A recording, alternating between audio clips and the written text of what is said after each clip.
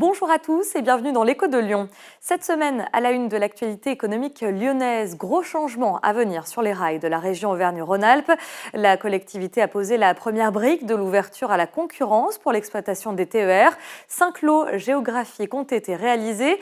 Les candidats succéderont à la SNCF pour une première période de 2029 à 2034.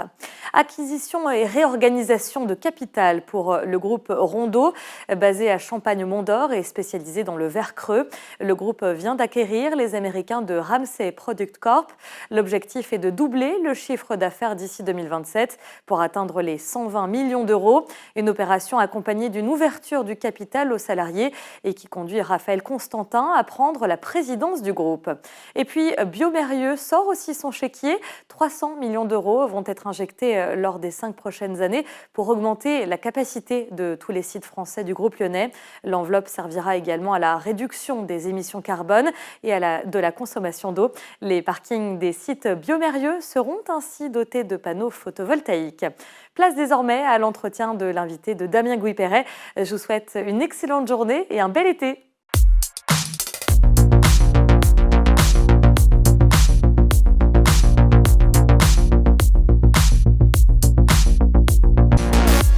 Bonjour à tous, bienvenue dans l'Écho de Lyon.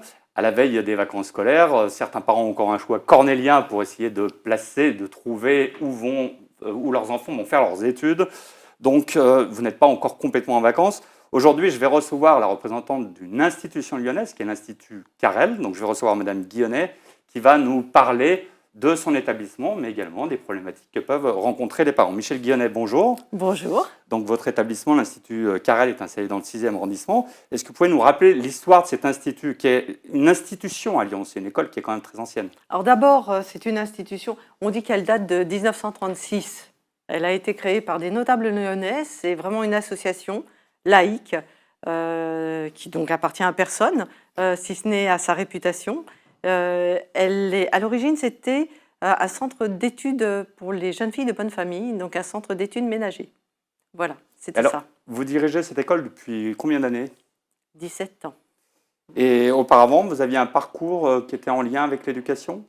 Oui, mais avec aussi, je suis passée également dans l'entreprise. Donc j'ai été professeure éducation nationale, donc je suis démissionnaire de l'éducation nationale. J'ai dirigé diverses écoles, dont une école de journalisme, une école de commerce parisienne. Et puis, j'ai été DIRCOM d'une SS2I et je suis arrivée à Lyon sur ce projet de Carrel parce que la structure associative était quelque chose qui m'intéressait et parce qu'il y a un engagement pédagogique qui est un engagement fort. Et on m'avait toujours dit que j'aurais toujours envie de revenir à l'odeur de la craie et donc que je reviendrai à mes amours, donc à l'éducation. Alors, on parle de l'Institut Carrel, mais l'Institut Carrel, ça regroupe plusieurs entités. Vous pouvez nous dire lesquelles? Oui, alors vous avez un lycée professionnel et technologique qui compte à peu près 600 lycéens. Ça va du CAP au bac +2, donc des BTS, dans 2 grandes filières. Les filières de l'entreprise, je vais vous dire la vente, le commerce, pour être plus simple, et les filières du social, comme des BTS, ESF et SP3S.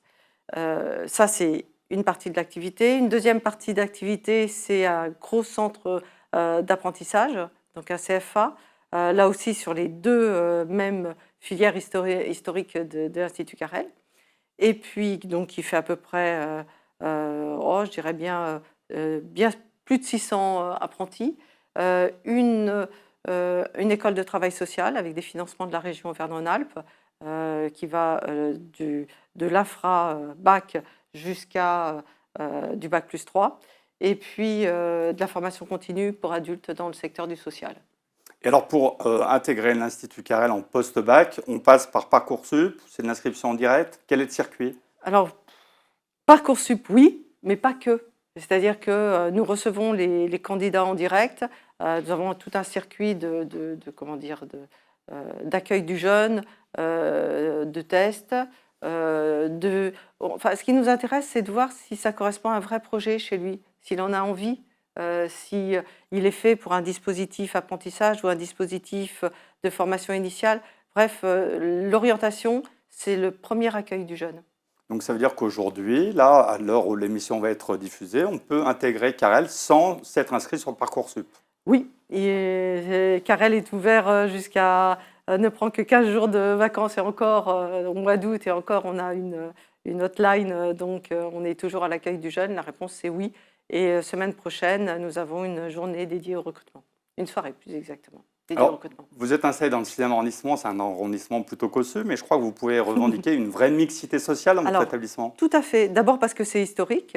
Comme je vous l'ai dit, hein, c'est une association. Derrière, il n'y a pas de société cachée, immobilière ou quoi que ce soit. Hein, c'est purement associatif. Le fait qu'on soit pas très loin de la Part-Dieu fait qu'on draine des jeunes qui viennent pas forcément du 6e arrondissement chez nous. Et puis, on est quand même très orienté professionnel, enseignement professionnel, que ce soit le CFA ou que ce soit le lycée ou l'école de travail social, ce qui fait que nous accueillons des gens qui sont convaincus de chercher un métier et un emploi. Alors, vous touchez à quel secteur d'activité? Vous avez un choix qui est relativement vaste. Alors, dans les secteurs d'activité, vous avez évidemment la vente, le commerce, la banque, puisque nous formons notamment des conseillers patrimoniaux à Bac+3 avec un titre ANCP qui appartient à l'établissement. Nous avons également de la communication.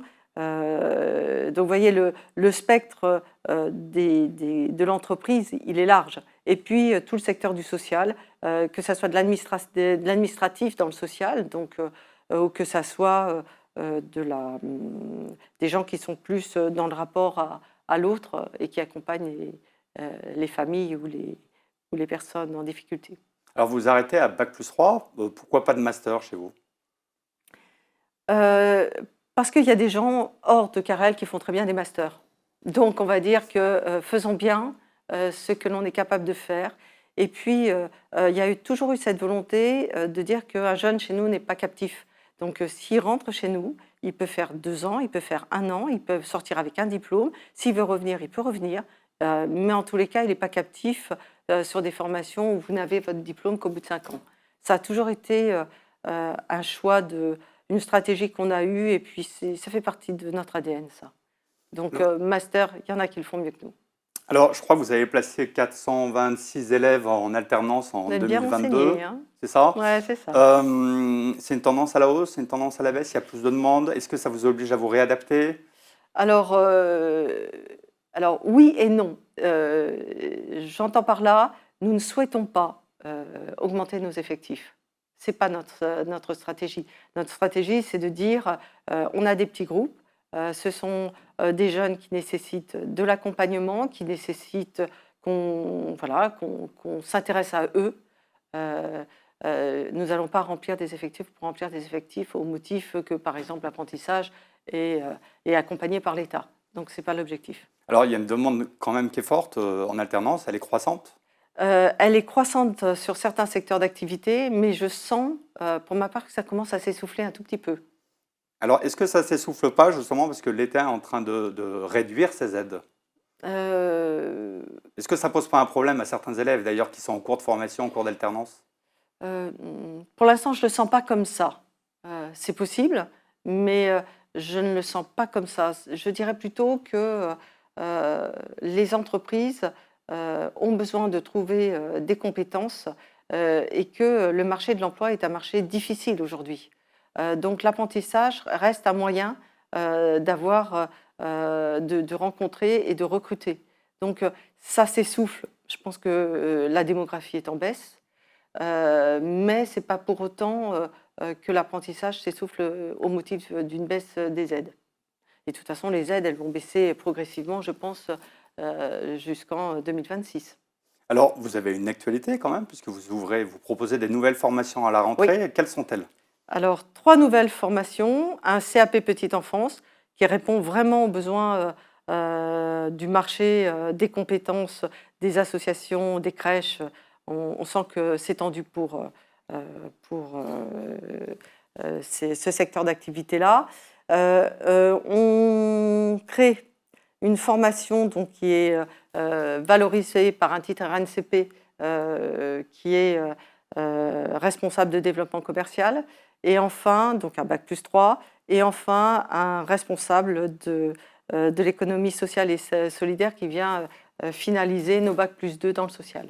Alors, vous serez à effectif constant à la rentrée ou vous augmentez un petit peu l'effectif, vous allez être obligé de pousser les murs à un moment ou à un autre, non? Alors, on sera à effectif constant, c'est-à-dire c'est toujours avec la volonté de ne pas avoir de groupe trop chargé.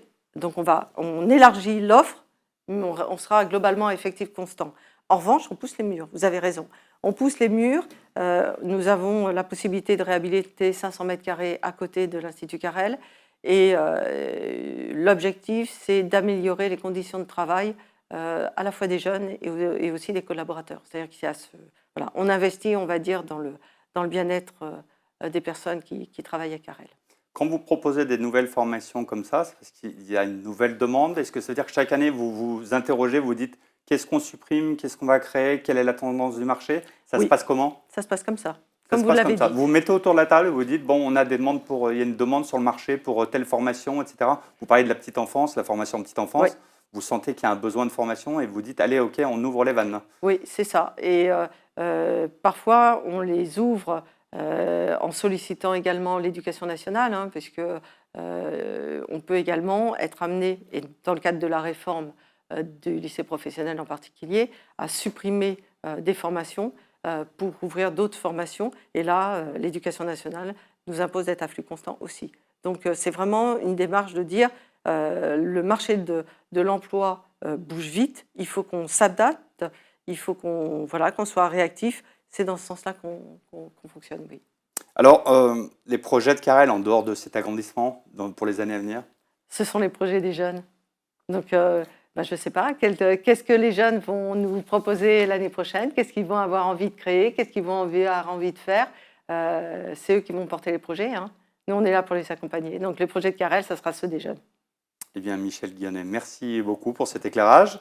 Vous pouvez trouver des informations, allez vous inscrire, faire des demandes diverses et variées sur le site carel, CA2REL.fr. Évidemment, vous allez voir, c'est très bien fait.